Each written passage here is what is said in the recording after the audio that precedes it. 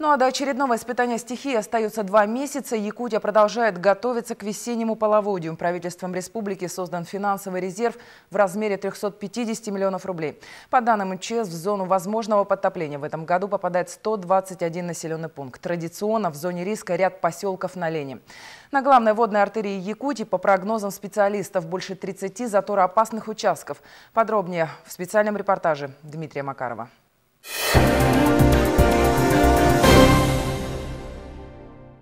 С каждым днем слабеющие морозы идут на пользу подрастающему поголовью лошадей. Солнце дольше светит и сильнее пригревает. В этот период начинается активная фаза роста. В октябре родился и перезимовал. Для хозяина табуна Афанасия Гоголева весна, наоборот, самая тревожная пора. Нужно успеть подготовиться к встрече с водной стихией, запасти провиант и необходимые вещи на время эвакуации из тонущего поселка. В конце апреля уже едем туда. Вот с этими. И ждем. После наводнения только возвращаемся. Еще одно место спасения – второй этаж кладовки. Ее специально построили высокой, чтобы вода не затопила.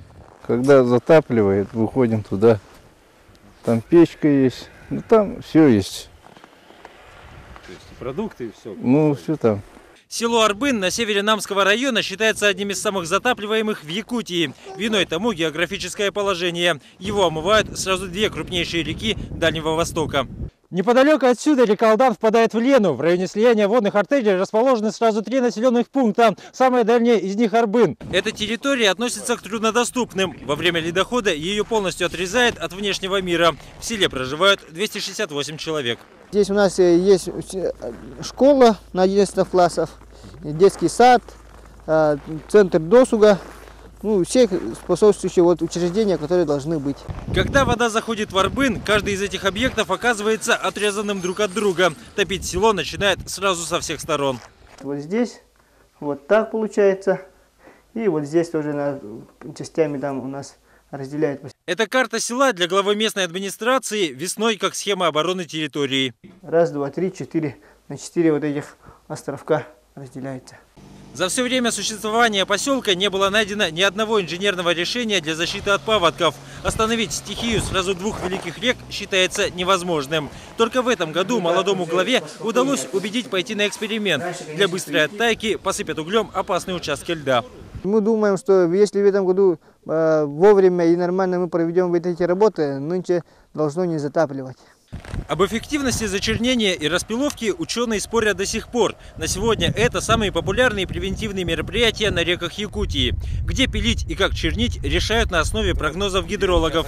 В этом году республика снова лидер списка МЧС России среди наиболее проблемных регионов. В зону возможного потопления в этом году попадает 121 населенный пункт на территории 24 муниципальных образований. Это более 8 тысяч жилых домов, в которых проживает более 45 тысяч жителей. Готовность эвакопунктов, исправность средств оповещения, план эвакуации людей и животных. В каждом поселении люди должны знать, как действовать во время ЧС. В городе Ленск, пережившем катастрофическое наводнение, проходят тренировки. Жители учат быстро покидать рабочие места. Проводили учения с таким сценарием, что был затор образован. В процессе этого было частичное подтопление города Ленска.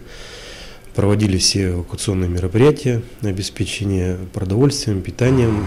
Эта весна снова обещает ледоход в апреле. Гидрологи прогнозируют раннее вскрытие верховьев Лены. Не исключен новый рекорд, при том, что в прошлом году лед пошел на 16 дней раньше нормы. Воды будет нормально, но слишком такого страшного не будет. Лед тонкий, она сама уйдет. Юрий Петров, рыбак с 50-летним стажем, говорит, в своих прогнозах еще никогда не ошибался. Воды этой весной будет мало, подсказывают народные приметы. В поисках хорошего клёва заметил, на его участке река Лена стала менять русло. Песок летом помыло, когда вода мелкая была-то. Вот, глубина поменялась, вот пришлось целый месяц искать его, где рыба стоит-то. Подобные изменения происходят и в устье реки Алдан. По словам местных жителей, оно становится уже. Боковая речка выносит камни, которые забивают фарватер и становятся причиной заторов. Там узко. Это река Естомара. Он камнем забил. О том, что реки изменчивы, давно известно капитанам теплоходов. Лоцманские карты отдельных участков порой приходится рисовать заново. Там, где еще недавно было глубоко, теперь можно сесть на мель. По наблюдениям, ледяное поле 10 на 10 метров, и толщиной метр, может 8 тонн камней тащить на себе. И там, где малейший затор, да или просто стало теплее, камни вытаивают и выпадают на дно. Такие валуны способны остановить весной движение ледохода. Чаще всего это происходит в районе островов и на крутых изгибах. Специалисты считают, реки нужно регулярно чистить. В те годы, когда производилось регулярное дноуглубление, катастрофических паводков не было. Как только прекратили чистку реки, и вот все началось. Спустя 50 лет относительного затишья потопы вновь напомнили о себе в конце 90-х. В 98-м примерно вот так было.